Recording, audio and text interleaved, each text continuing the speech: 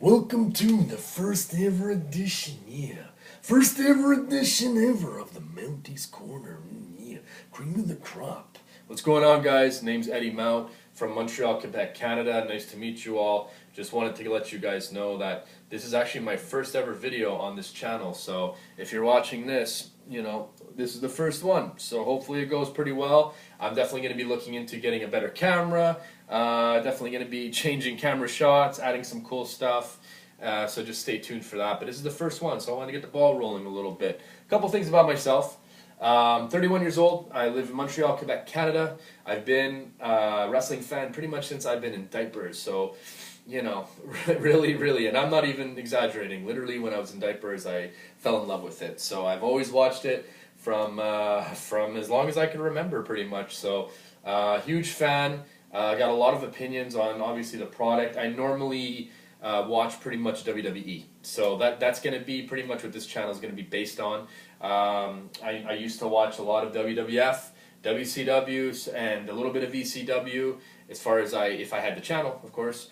But pretty much that's what this is going to be in reference to. So just wanted to say thanks for watching, guys. Like, subscribe. I'm going to have a bunch of videos and topics. Pretty much what this what this channel is going to be based on is essentially I'm going to be doing some reviews for Raw, SmackDown, and pay-per-views. I'm going to be doing my predictions on what do I think is going to happen going into those pay-per-views, of course, angles that I'd like to see, my opinions on the angles that they're using right now, what they could do better maybe, just all kinds of opinions pretty much. Opinions, predictions, and I'm going to be talking about rumors as well. So if I hear any rumors like that's happening, any big returns are going to happen, I'll obviously say like a spoiler alert at the beginning, but it's always fun to talk about what can they do, and that sort of stuff. I mean, it's an exciting time right now to be a wrestling fan. You got Raw versus SmackDown. You got the brand split happening. We just wrapped up Survivor Series. We're pretty much on the journey to the Royal Rumble now, so that's going to be the next biggest one. Of course, you got a couple of things in the middle. You got TLC, and it's gonna pass by fast. So a lot of things are gonna go down. I think this is a perfect chance to start this channel. And pretty much what this particular video is about, I want to talk about Survivor Series. Survivor Series wrapped up on Sunday. It was pretty good. It was pretty good. I enjoyed it for one. Real quick before we get into that, so this is my man cave. I don't know if I mentioned that yet, but this is my man cave. So I got some wrestling memorabilia stuff. I'll show you guys some more as we go, but in a nutshell, I got my signed Hulk Hogan WCW tank top here, signed by the legend himself. Speaking of legends, I got a poster right here of all of them. Pretty much you got Triple H, Cena, Hogan, Andre, Taker, a whole bunch of the greats, Ric Flair, Rock, the list goes on and on. This is actually more of a joke gift from my brother. About 10 years ago he got this at one of those flea markets there, so I thought it would be pretty funny to put up in the man cave. My girlfriend was really cool with me putting up a whole bunch of wrestling stuff down here, so this is kind of like my domain. So I figured it'd be a good spot to do the videos, right? And if I decide to change it, I decide to change it. But I got some other things here also. I got some Bret Hart's sunglasses that I got online. I got a couple of photos here that I'll show you guys in another. But I got Dolph Ziggler autograph. I got pictures with the Hitman, Jericho. I got all kinds of things, man. So, I'll be doing another video on those, like on what I have, my little collections and autographs, so to speak, and whatnot. But that's not why we're here. We're here to talk about Survivor Series. So I thought it delivered pretty good. Actually, really good. A lot of matches were a lot better than I thought it was going to be. They did things in a little bit of a different order than I would have imagined. They kicked off the main card with the ladies, lady wrestlers. So that's a big deal, man. It's a big deal these days. I know that everybody's kind of paying attention to it now. Going into this match, I had a feeling that Raw, I don't have any proof of it, but you guys could just take my word. I had a feeling that Raw was going to get the job done for the ladies. I was looking at the star power on Raw. You had Charlotte, Sasha Banks, Bayley, Nia Jax, and then Alicia Fox. So obviously Alicia Fox was kind of inserted there, number one. She's kind of a veteran diva, or a women's wrestler, whatever you want to call it these days. And let's be honest, somebody had to get eliminated first. I mean, that wasn't a shocker to anybody, especially not me. So if I remember right, she was gone first. That's pretty much why she was in there. Either case, I'm looking on the other side of the coin. You got SmackDown, you got Becky Lynch, and Nikki Bella, who didn't perform for one reason or another, whatever, if they're using a story angle or if she was injured. I didn't hear nothing about her being injured, so I don't know what happened there, but they inserted Natalia for the Canadian pop. I mean, I'm not surprised with that one, even though Bret Hart's not from Toronto, neither is Natalia. They're both from Calgary, but hey, whatever. You know, it doesn't come to Canada often. One of the last, if I'm not mistaken, I could be wrong, but one of the Survivor Series, maybe even the last Survivor Series that was here, was in Montreal. So, pretty cool little reference right there. But in essence, I really thought that was a great match. I like the fact that they had Charlotte at the end and Bayley. I didn't see Bayley getting eliminated. I really thought Sasha Banks might have been a sole survivor as well, but I guess things didn't turn out that way.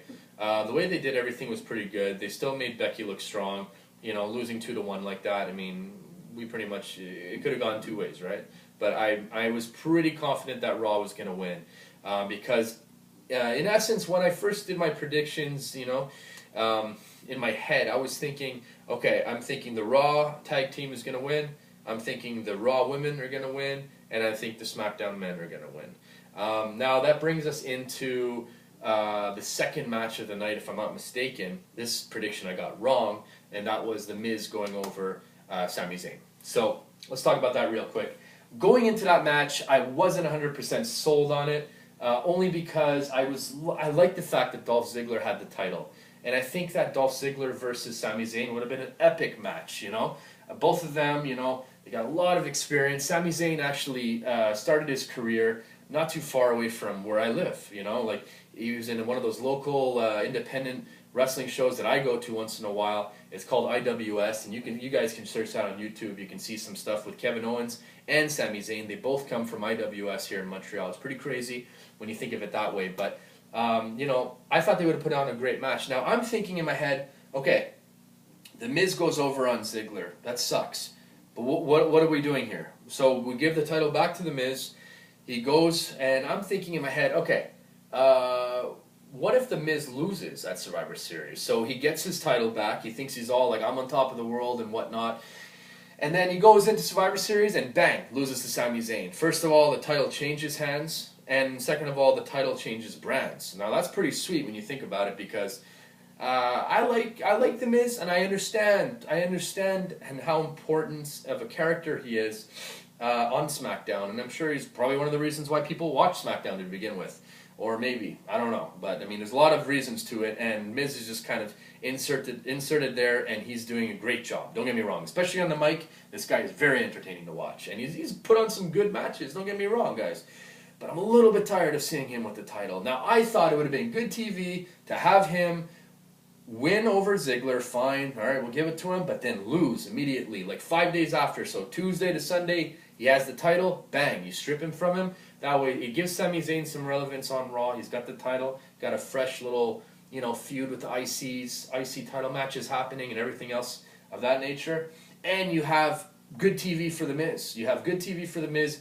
He's going to be down in the dumps. Oh my God, very dark Miz, you know, like maybe he's not even listening to his wife anymore. His wife's trying to get him to snap out of it. It could have had a very good impact, kind of like the undashing Cody Rhodes of like 2016, you know, but like the Miz story, the Miz world, you know. I think that would have been a pretty good angle to go with, but we'll see what they're gonna do. So that one was okay. I didn't like the finish. I guess they're going with this whole, it's been a little while like this, that Maurice always kind of helps him get the job done. I get it. He's a heel. He's got to cheat to win. All that. I understand. I've been watching wrestling a long time. But, you know, at some point, you got to switch it up, man. You know, that's just my opinion on it, though. You know, you guys don't have to agree with me, but that's just the way I see it.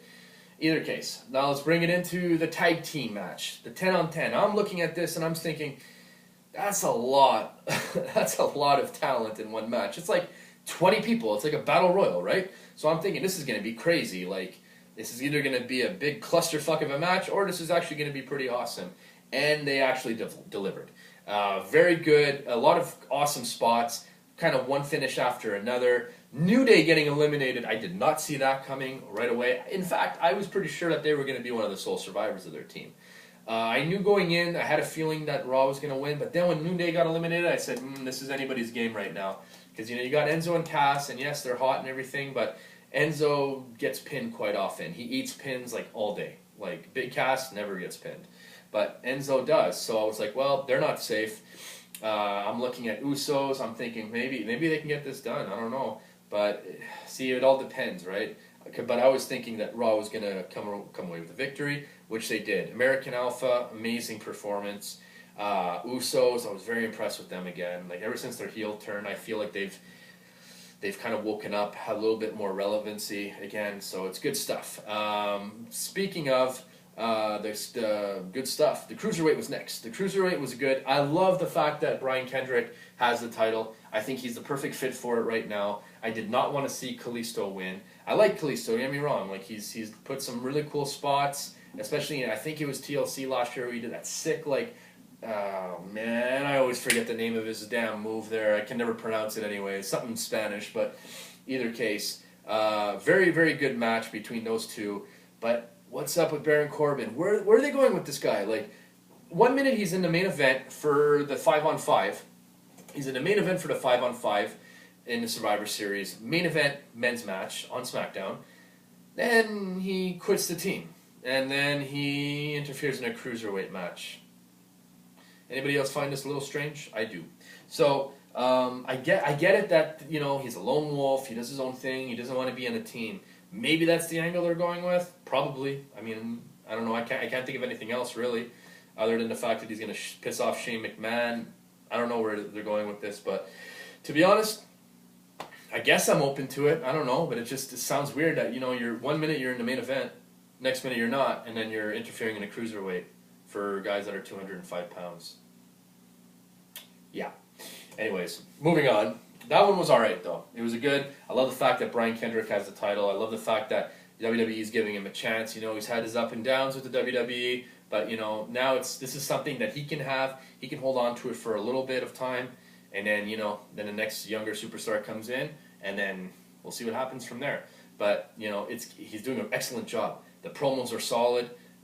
He's doing some excellent heel work right now. Love it. I love everything that's happening right there, and I do give a lot of credit to the Cruiserweight division. It's awesome. I love it. So that being said, next one I believe we had, I hope I'm not missing any, but I believe we went to the main event, the 5-on-5, the men's one. This was a great match. I loved it. I loved every second of it, to be honest. There were some really awesome spots. I loved seeing a Shield reunion. I thought that was great. It's nice to see all of them on the same page, at least for a couple of seconds. Nostalgia is huge in wrestling, and we all get that. Once we see tag teams split and sort of get back together, we're all like, yeah, this is crazy. Wow, we didn't think we'd see this so soon or whatever, But having all three of them faces in a match like this, it made sense. And that was the only way to make sure that AJ Styles, if he was going to get eliminated, that he went eliminated and he went out hard. That's the best thing that they could have did, because nobody's going to fucking question, hey, this guy got eliminated? Well, that was a weak elimination. You can't say that because he just took a friggin' triple power bomb to an announce table, got tossed in the ring, and then that's it. So, well done WWE. That was good stuff. I really enjoyed that part. I like the fact that, it was centered around Bray Wyatt at the end. You have Randy Orton that just joined the Wyatt family, which I'll get to in another video. But you know what? That was great. Randy Orton joining this thing, it's a hot thing. It's a hot faction again. The Wyatt family is relevant, especially with Bray Wyatt winning and being the center of it. It was cool. One side you had Harper, the other side you have Orton. Know what I'm saying? And then you have Bray Wyatt in the middle. I mean, this was spectacular. This was an awesome finish. And I don't think it hurt Raw in one bit. If anything, it pushed SmackDown to watch it more, And I get it was a tough one. You gotta boost Raw's ratings, but also you don't want to bury SmackDown because of everything that they're doing. So honestly, I thought they did a good job with that one. It was excellent, very good work done. Honestly, beautiful. Love that match. The ending was exactly what I wanted. I wanted Team SmackDown to win. That's what I thought. I thought that was the best choice. Next thing on the list is the main event. The main event of Brock Lesnar versus Goldberg. Now, I was hyped to see this match since it got announced. The first one that went through, it wasn't as good as it was probably supposed to be. Both wrestlers were on the outs with WWE. Didn't seem like they really cared or put too much, effort into it to begin. So I'm thinking, okay, they're gonna rebound this. They're gonna make this a lot better. Boy, was I wrong. I was looking at the clock, and I could have sworn they had like half an hour of time, so I don't know why they had it so short. Other than obviously, I know Goldberg was injured. I don't know what the severity of his injury was, but man, like I don't get it. Like the only thing I don't get about this is you just made Brock Lesnar look like a little bitch. Not only that, but you made the people that he beat look like even littler bitches. You know, if that's not even a word, but you get what I'm saying. You made Undertaker look pretty soft right there. You made Randy Orton look soft, and you made John Cena look soft. All guys that Brock Lesnar just annihilated, and all of a sudden this guy 10 years older than Brock comes in and just destroys him. It was good stuff in some sense. Like, I'm not going to lie, I marked out a little bit. I did. But at the same time, it wasn't awesome on many levels, I must say. Because I just think they could have done more with it, you know? And that's just my take. So I don't know, I guess they're going to do a third match or what? I mean, we'll have to wait and see. I'm hearing that they're going to do a third match. Now we have Goldberg in the Royal Rumble, so we'll see. We'll see, I guess. But, you know, I just think they could have done a little bit more. Maybe if Goldberg was healthy, maybe it could have went a little bit differently. But whatever. You know what? I enjoyed Survivor Series for what it was. I'm gonna do another review for NXT because that was spectacular too. And boy, man, you know when they have these weekends with NXT and a big pay-per-view like that, it is friggin' amazing to like have like a whole weekend full of wrestling. I love it. So, anyways, guys, that's it for the first video. Just wanted to give you my 2 cents on these on Survivor Series. And thanks for watching. And please subscribe. I'm going to have a lot more coming. And we'll talk to you guys soon. Take care.